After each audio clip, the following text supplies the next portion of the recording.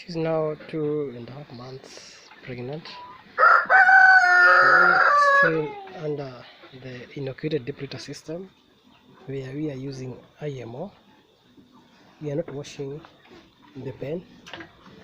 It's now cold out here. It's cold, but you can see she's still doing well in the system. The system is always very hot. No smell around here. You can see these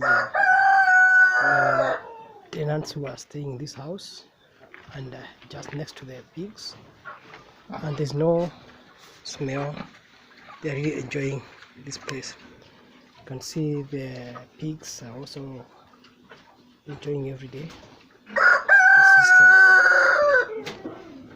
We are using IMO in the integrated deep system in natural farming.